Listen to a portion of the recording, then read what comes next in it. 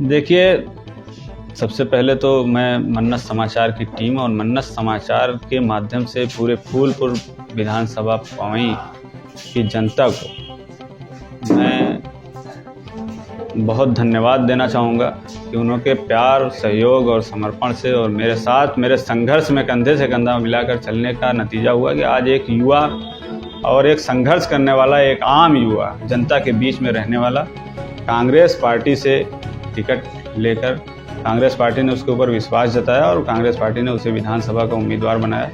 ये भी कांग्रेस पार्टी का एक इतिहास ही है और बदलाव साफ संकेत है कि कांग्रेस पार्टी अब उत्तर प्रदेश में बदलाव करने जा रही है और जो हमारे जैसे एक अन्य से कार्यकर्ता को विधानसभा की जिम्मेदारी दी। मैं आश्वस्त करना चाहता हूँ आपके माध्यम से, आपके चैनल के माध्यम से, कि हम लोग इस संघर्ष को उस अंजाम तक पहुँचाएंगे जो कांग्रेस पार्टी का मिशन और विज़न है। सर, एक चीज़ ये बताइएगा, सारे प्रत्याशी इस समय मैदान में हैं तो आपका टिकट भी कंफर्म हो चुका है, तो मुद्दाएं क्या होंगी इस बार? मुद्दा तो इस वक्त तो जब से भारतीय जनता पार्टी की सरकार आई है, इस देश में सिर्फ मुद्दों का जन्म हुआ है। उत्तर प्रदेश में सिर्फ मुद्दों ने जन्म लिया है। उसका साफ संकेत आप गिनते रहिए। बेरोजगारी, महंगाई, बलात्कार, अत्याचार, नौकरी मांगने वालों पे, हक मांगने वालों पे लाठीचार्ज, एग्ज़ाम परीक्षाएं जो भी हैं उस परीक्षाओं में नकल कराने का जो इनका साम्राज्य जो है बेचने का, वो पेपर लीक, सारी चीज़ आप देखिए ना, कितने मुद्दा है, सारे मुद्दा ही हैं। और मेरा जो मुद्दा रहेगा वो सिर्फ एक मुद्दा है कि युवा अब जागे, क्योंकि अब युवा शिक्षित वर्ग आगे आया है, शिक्षा का स्तर समाज में बढ़ा है और उसे और आगे बढ़ाए और बदलाव लाए। एक ऐसे युवा को आगे लाए जो उसकी लड़ाई सड़क से लेकर सदन तक लड़े और जहां भी ज़रूरत हो, चाहे वो युवाओं के रोजगार की हो, चाहे वो युवाओं के शिक्षा के मुद्दे की हो, चाहे वो महिलाओं की सुरक्षा के मुद्दे की हो, चाहे वो किसानों के हक की बात हो, चाहे वो किसानों की फसलों की बात हो, चाहे इस देश में, इस प्रदेश में जो भी विपरीत परिस्थितियां हैं उससे लड़ने की बात हो, वो एक शिक्षित और एक युवा और नई पीढ़ी ही वो चीज़ कर सकती है। क्योंकि उसका जीता जागता उदाहरण है कि फूलपुर में आज तक इस इधर के 40 साल में, बीच में रामनरेश यादव जी कांग्रेस पार्टी से विधायक थे, उन्होंने जो विकास का कार्य किया वो विकास कार्य ऐसा किया कि जो शिक्षा से जुड़ा था। उन्होंने यहाँ पे इंटर कॉलेज दिए, उन्होंने गांव को, जो गांव रास्ते से कटे हुए थे, बीच से नदियाँ थी, उस पर उन्होंने पुल का निर्माण कराया। तो विकास इसको कहते हैं। वो नीचे ज़मीन से लेकर ऊपर तक वो लड़ाई लड़ते थे जनता की, और उसका कहीं ना कहीं परिणाम भी था कि वो उच्च स्तर तक गए और राजनीति, अभी मैं उनको भावभीनी श्रद्धांजलि भी अर्पित करता हूँ। महिलाओं के लिए क्या? महिलाओं के लिए तो हमारे पास पूरा विज़न ही है। आपको हम दिखा दें, हमारे महिलाओं का पूरा मैनिफेस्टो है। महिलाओं को सबसे पहले तो हमारी आदरणीय प्रियंका गांधी जी, प्रभारी उत्तर प्रदेश, ने 40% हिस्सेदारी देकर ये साबित कर दिया है कि कोई भी पार्टी, हिंदुस्तान की कोई भी पार्टी, वो खुल के आए मंच पे और कहे कि हम महिलाओं को हिस्सेदारी देंगे नहीं। और जो लिस्ट आई है आप उस पर उठा के देख लीजिए, 40% की बजाय 41% होगा, 49.5% नहीं होगा। छात्राओं के लिए स्मार्टफोन, स्कूटी का ऑप्शन आपके सामने है, वो हमारे मैनिफेस्टो में है और कांग्रेस पार्टी जो मैनिफेस्टो बनाती है उसको पूर्ण करती है। आप पिछला इतिहास उठा के अगर कांग्रेस पार्टी के देखेंगे तो देख सकते हैं। किसानों से रिलेटेड तो है, कर्ज माफ़ बार बार कांग्रेस पार्टी कहती है, पंजाब में और राजस्थान में हम लोगों ने माफ़ किया है। बिजली का बिल हाफ है। यहाँ पे कोरोना काल में जो विपरीत परिस्थितियाँ आई, लोग खाने के बिना मरे, सरकार ने क्या किया कि उनके ऊपर बिजली बिल बढ़ाकर थोप दिया। उस बिल को कांग्रेस पार्टी ने साफ साफ कहा कि अगर हमारी सरकार आती है तो कोरोना काल के दौरान की जो बिजली है वो माफ़ होगी और उस परिवारों को हम 25,000 रुपये की आर्थिक मदद देंगे।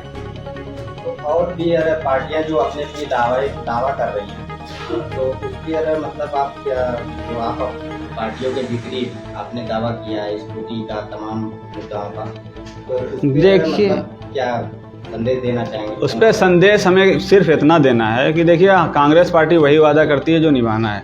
हम लोगों को भारतीय जनता पार्टी की तरह से झूठी जनता पार्टी हम लोग को नहीं बनना है, क्योंकि भारतीय जनता पार्टी ने आज तक अपना कोई भी मैनिफेस्टो, चाहे वो 2014 का रहा हो, चाहे 2017 का रहा हो, चाहे 2019 का रहा हो, आप देख रहे हैं, आप लोग पत्रकार बंधु हैं, समाचार देख रहे हैं, सारी चीज़ देख रहे हैं, जनता का विरोध भी देख रहे हैं, और इस देश में भी प्रदेश में जो चल रहा है वो भी आप देख रहे हैं। कहीं भी उन्होंने अपने किए वादे को पूरा नहीं किया।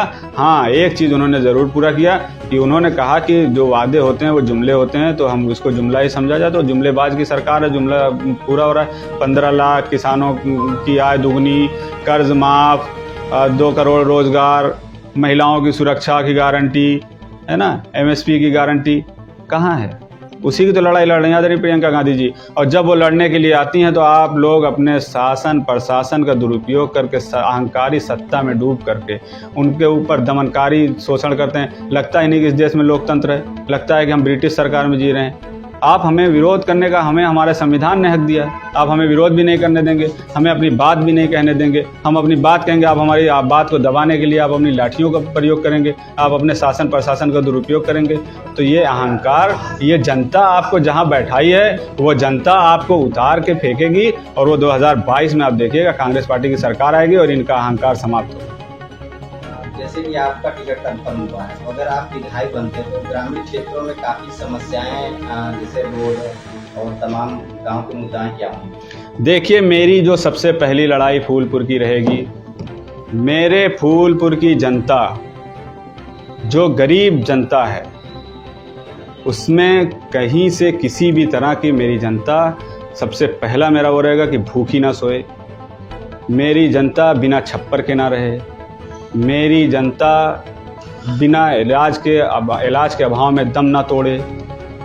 मेरे विधानसभा की जनता, क्योंकि मैंने कोरोना काल में देखा है अपनी आंखों से, मैं 2 महीने तक, कि आप मेरे बगल में ताहिर मेमोरियल ट्रामा सेंटर है, मैं इस ट्रामा सेंटर से लाश उठा के ले जाके दुर्वासा धाम पे मैंने अंतिम संस्कार भी कराया है। मैं यहाँ से मिट्टी ले जाके मैंने कब्र खुदवा के मुस्लिम रीति रिवाज से मिट्टी भी दफन करवाई है, कोई पूछने वाला नहीं था। 40 साल से लोग जो यहाँ पे राज कर रहे हैं वो अहंकार में डूब के अपने इतने अंदर बंद कमरे में चले गए कि शायद जनता अगर दरवाजे तोड़ती तब भी कोरोना काल ख़त्म हो जाता, वो नहीं मिलते।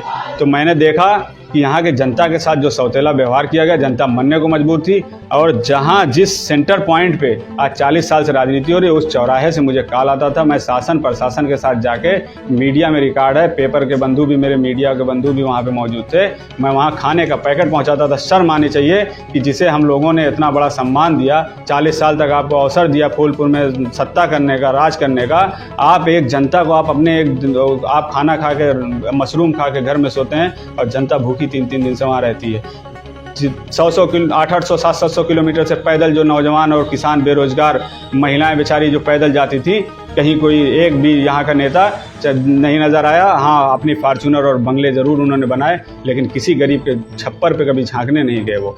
मैं यहाँ पे रहता था, मैं उनको घर तक पहुँचाने का काम करता था, मैं अपनी स्थिति परिस्थिति के हिसाब से उन्हें खाने का, भोजन का, रहने का इंतज़ाम करता था, दवा दरबन का मैं इंतज़ाम करता था। तो मेरा सिर्फ मुद्दा ये रहेगा कि मैं सिर्फ आग्रह करूंगा इस फूलपुर की जनता से कि एक बार आप ऐसा बदलाव करिए कि फिर दोबारा अगर कभी स्थिति परिस्थिति ऐसी आए तो आपके घर से निकलने की आपको ज़रूरत ना हो। आपका नेता, आपका विधायक, आप जिसे चुन के भेजें, वो आपके घर पे आए और पूछे कि आपको किस चीज़ की ज़रूरत है और उस चीज़ को पूरा करें।